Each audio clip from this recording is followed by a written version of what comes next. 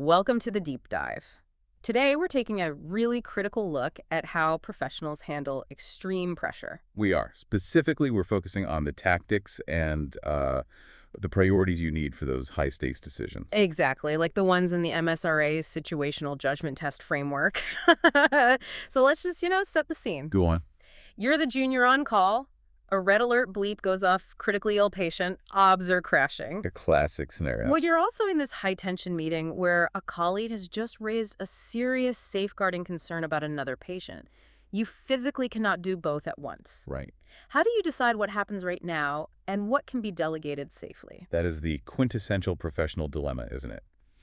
Our mission today is to really extract the wisdom from the SJT scenario tactics and priority crib sheet. Okay. We want to turn that complexity into a clear, GMC-aligned strategy, a step-by-step guide. We're essentially distilling the universal rules for success. Okay, let's unpack this, because we're not really looking for medical knowledge here. We're looking for shortcuts. Shortcuts to integrity and safety. Yes. We need systems that automatically push us towards the safest and, the highest scoring response. That's the goal. So the sources outline these 6 universal priorities, and the idea is that they govern every scenario, right? Clinical, organizational. Every single one. They're the scaffolding for good medical practice. So where do we start? With the immovable foundation.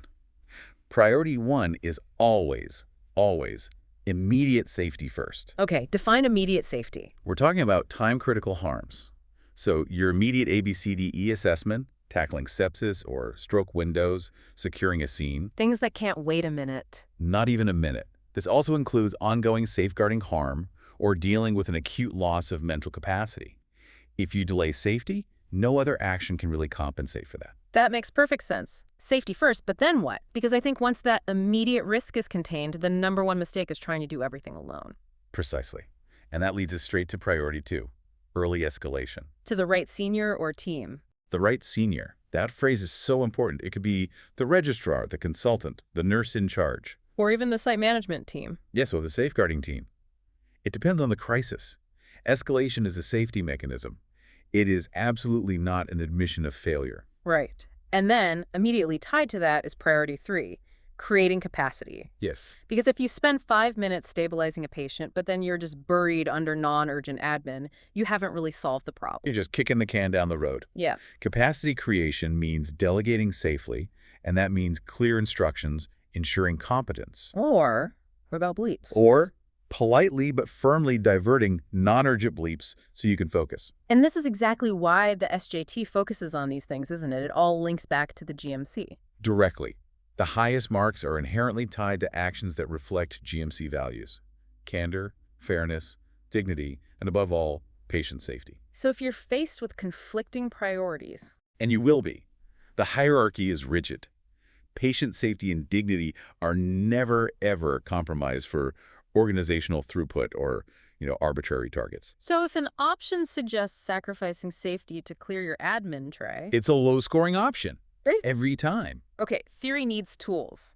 The source material gives us a couple of high-yield mnemonics to turn these principles into actual steps. Yeah, actionable steps. Let's start with SEACD. You call this the mental answer builder. It's a structural checklist, really. Before you pick any option, you just run it through this. SEACD. Okay, break it down for us. S is for. S is for safety, what stops the harm right now. Then E is escalate. Who has to know about this now? A is assign. A is assign. Who owns what? This is your safe delegation. Then C is for communicate. So that's interpreter, candor, consent. All of that. And finally, D for document.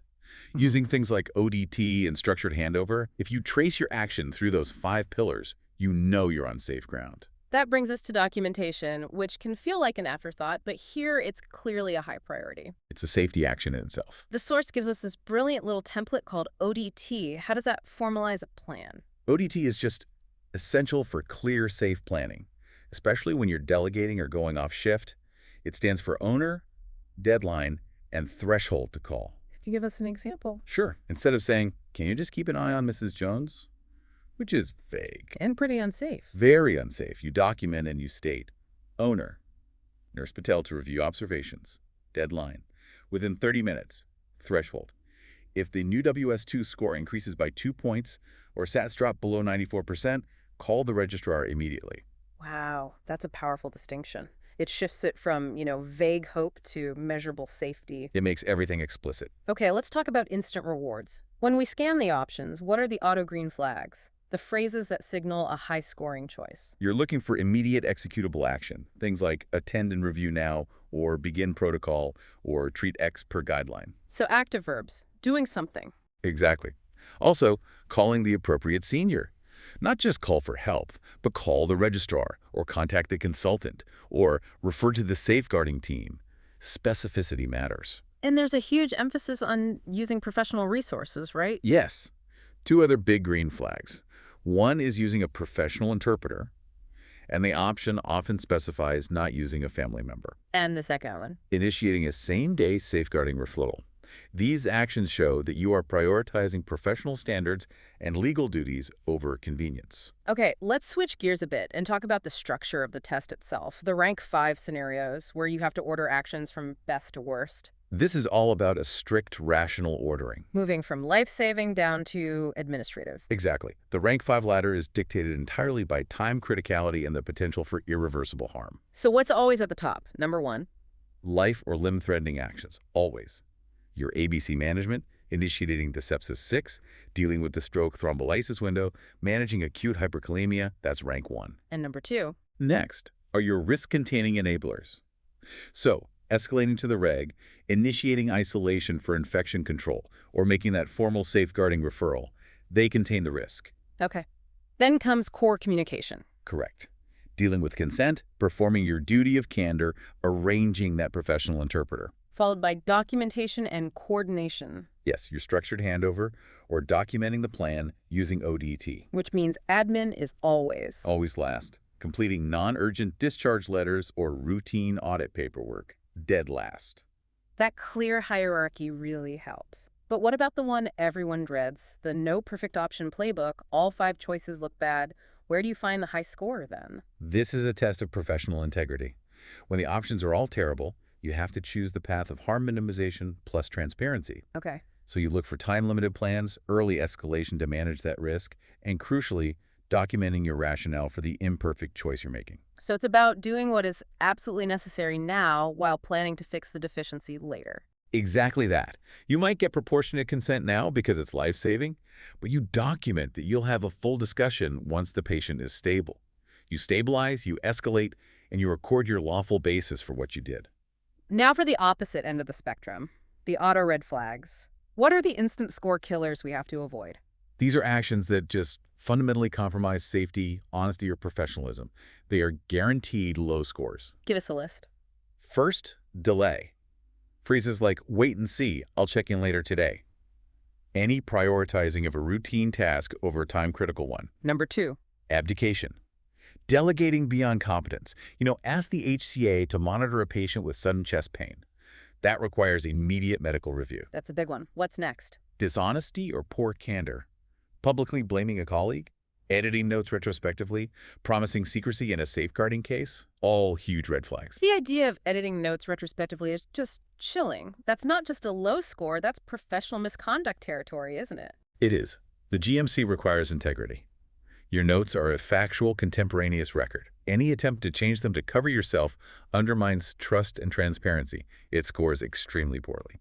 Okay, any other red flags? Using family as interpreters. We touched on it, but it's a trap. It risks coercion, compromises confidentiality. Also, triage errors, using first come, first served instead of clinical risk. That's a really clear list of things to avoid.